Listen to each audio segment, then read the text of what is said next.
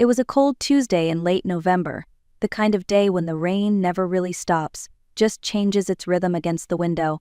My name is Marilyn Tate, and for the past 40 years this small bookstore Tate's Corner Books has been my world. It used to be ours, mine and my husband Paul's, before his heart gave out one ordinary Thursday morning. Since then, the shop has been too quiet, and the rooms above it too big. My son Caleb hasn't spoken to me in almost 2 years. He walked away after Paul's funeral and never looked back.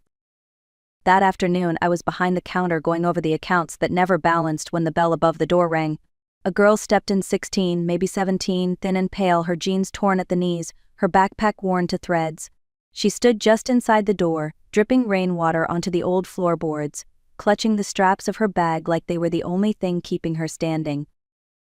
"Are you hiring?" she asked, her voice soft, hesitant. I should have said no. I'd barely made enough to keep the lights on, and the last thing I needed was another responsibility. But when I looked up, something stopped me. There was something in her face, something I couldn't name yet, a familiarity that made my heart stutter. "What's your name?" I asked. "Hannah. Hannah Cooper." The name echoed through the years like a bell struck underwater. Cooper. I knew that name. I had heard it once before, 17 years ago, when my son still smiled easily and came home for dinner. The girl stood there waiting for my answer, eyes full of quiet hope. "Maybe," I said finally, "maybe I am." The name lingered in my mind long after Hannah left that day. Cooper. I hadn't heard it in years, but it brought with it a flood of memories I thought I had buried. Laura Cooper. 17 summers ago, she used to come into this very store, always with a book in her hand and that nervous excitement of first love glowing in her eyes. She wasn't here for the books, though not really. She was here for Caleb. They would sit in the poetry corner together, reading out loud, pretending not to notice that I was watching from behind the counter. Laura had a gentle way about her, soft-spoken, a little shy. Then, one day she stopped coming. Caleb said she'd gone back to her hometown, that things had ended. He brushed it off easily, as if it hadn't mattered, but I saw the way he avoided her name after that. Something about it never sat right with me. And now, all these years later, a girl named Hannah Cooper had walked into my store, 16, with that same shape of the eyes, the same small dimple when she smiled. The math lined up too neatly to ignore. Caleb would have been 21 then, 17 years ago. I tried to push the thought away. It was too far-fetched, too painful to even consider. Still, I couldn't shake it. The next morning Hannah came back, right on time. She asked again if I was hiring. This time I said yes. I told her she could help with shelving and inventory, and maybe keep an eye on the register when I was busy. Her shoulders relaxed, the kind of relief that only comes from someone who hasn't heard yes in a long time. That evening, as she tidied the poetry section, I caught her humming softly the same tune Laura used to hum. My heart tightened. I didn't know who Hannah really was yet, but deep down I felt I was about to find out. Hannah learned quickly. By the end of the first week, she already knew where every genre belonged, how to handle the register, and which regulars liked to talk about the books they never bought.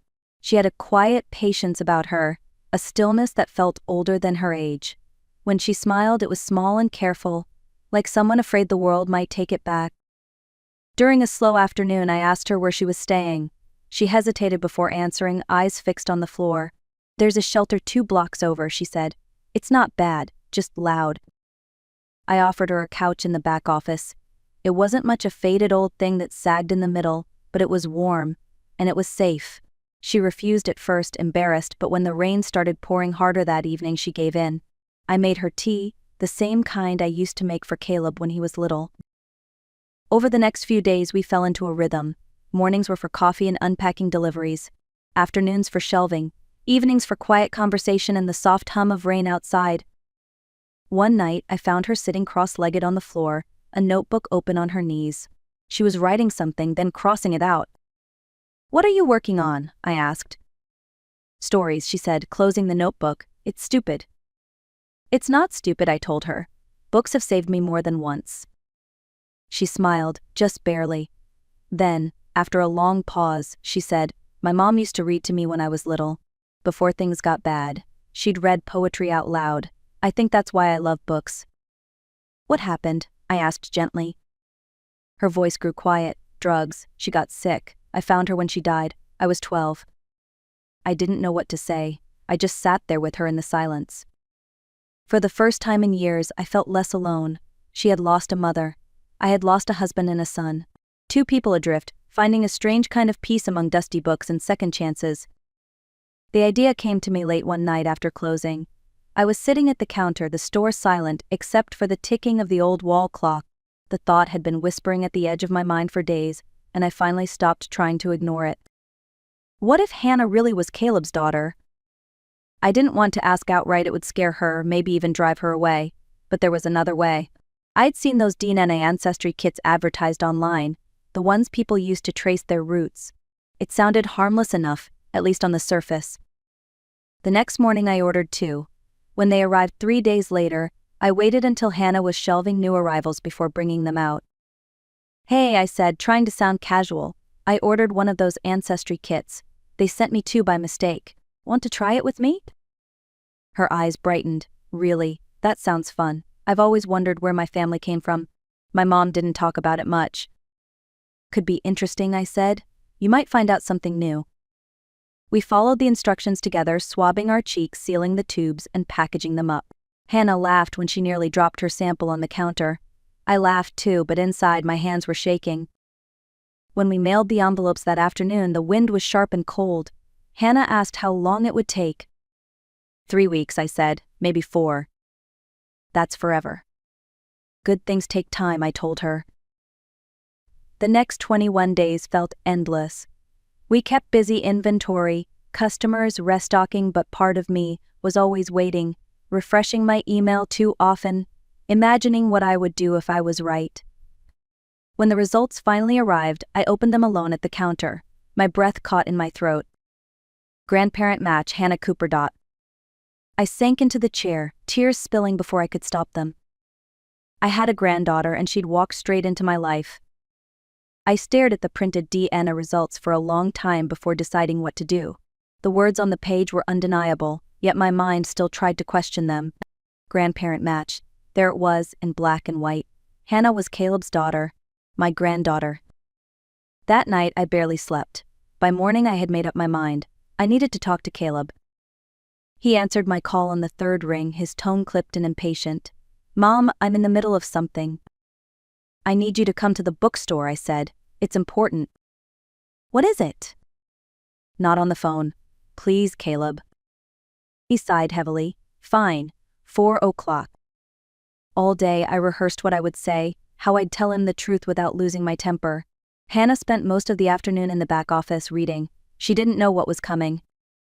At exactly 4, the door opened. Caleb walked in same expensive coat, same expression that made him look like a stranger wearing my son's face. "Mom," he said, glancing around the store, "what's this about?" "Sit down." He didn't. He folded his arms, waiting. 17 years ago I began. You dated a girl named Laura Cooper." His eyes flickered, but he stayed quiet. "She had a daughter, Caleb.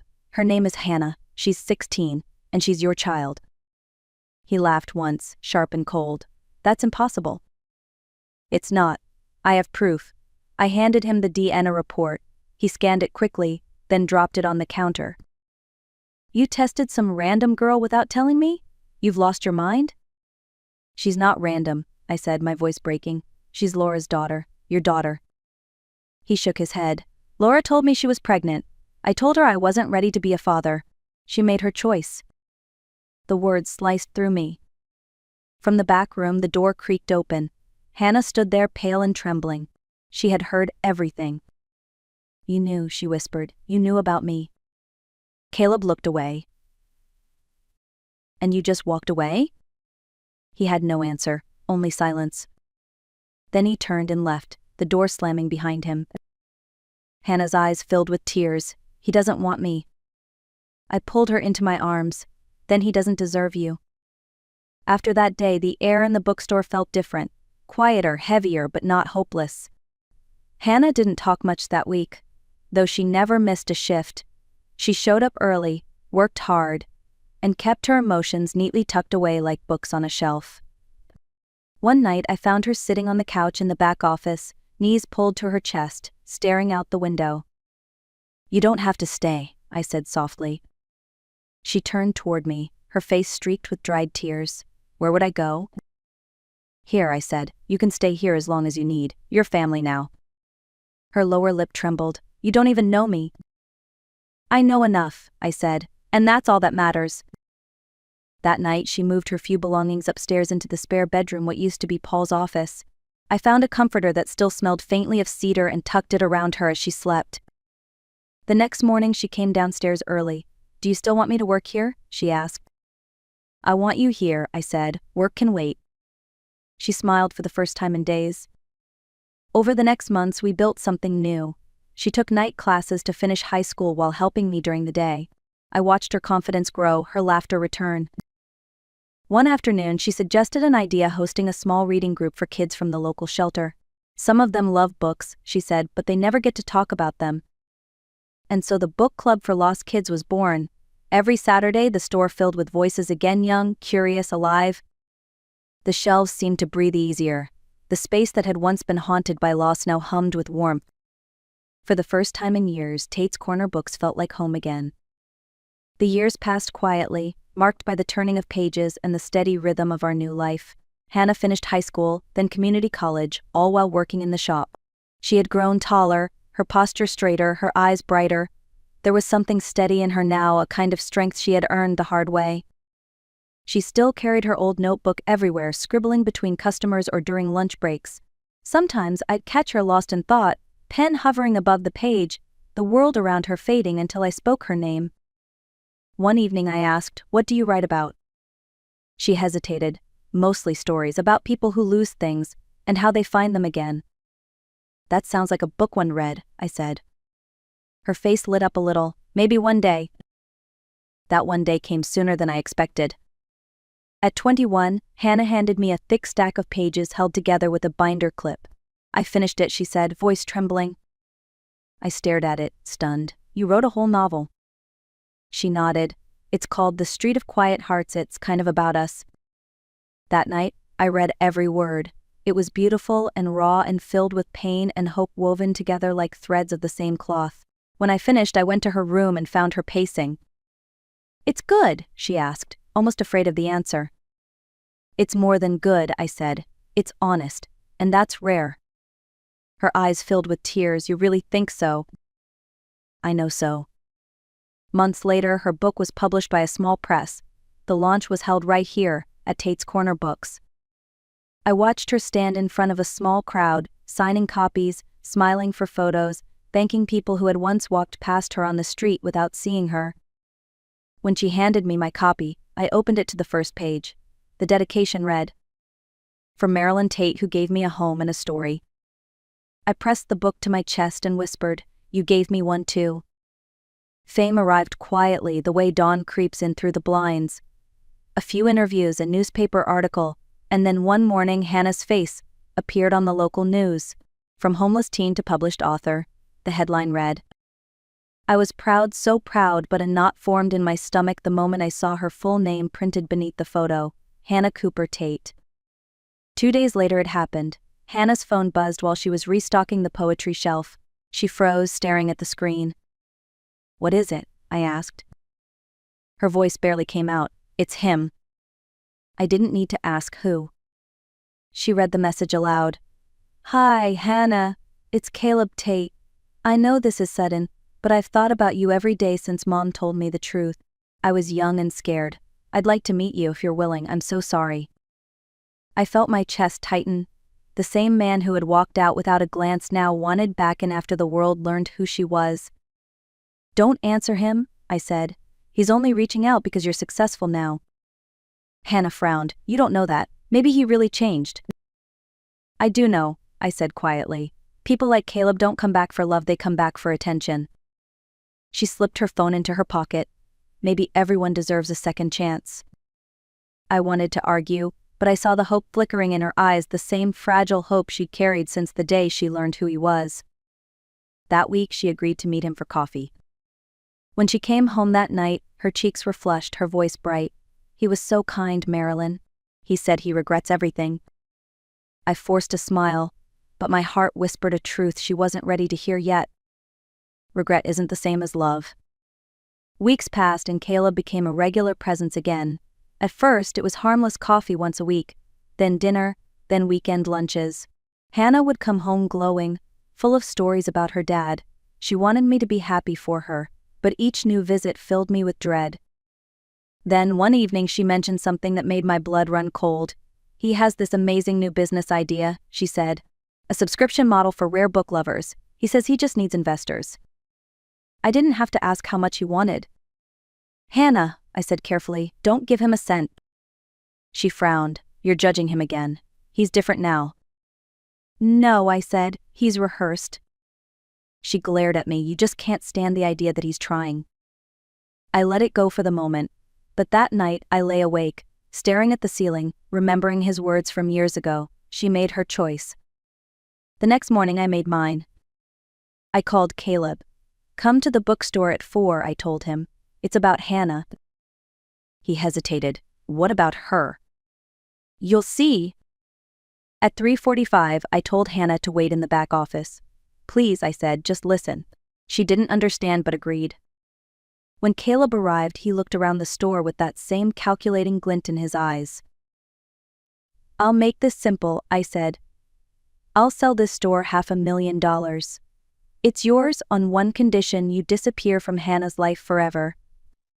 He blinked, then smiled slowly. "Deal." Behind the door, Hannah gasped. I stared at him. "You didn't even hesitate." He shrugged. "She'll get over it. She always does." The door creaked open. Hannah stepped out, tears streaming down her face. "Get out," she said, "and don't ever come back." Caleb didn't say a word. He just grabbed his coat and walked out, the bell above the door chiming one last time as it closed behind him. The silence that followed was thick, but not empty. Hannah stood frozen for a moment, trembling, before she turned toward me. "You were right," she whispered. I went to her and wrapped my arms around her. "I wish I hadn't been." She sobbed quietly against my shoulder. "I wanted him to love me." "I know," I said, "but love doesn't walk away that easily." That night we locked the door early and sat together in the back office. I brewed 2 cups of tea, the same blend I used to share with Paul. The store was warm and still, the shelves heavy with stories of heartbreak and redemption. It felt fitting somehow. Months passed and the pain softened, replaced by something steadier: peace. Hannah threw herself into writing again, and Tate's Corner books thrived like never before. The book club for lost kids grew, welcoming more young readers every week. Years later, Hannah's 3rd novel made the New York Times bestseller list. We celebrated the way we always did, with takeout and laughter between the shelves. On the dedication page she had written, "For Marilyn Tate, who taught me that family isn't something you find, it's something you build." Now, at 74, I still open the store every morning. The air smells of paper and coffee, and sometimes, when the sunlight hits the dust just right, I swear I can see Paul smiling in the corner. Hannah visits often. We still have our tea by the window, watching the world go by, grateful for the quiet miracle that began the day she walked through that door.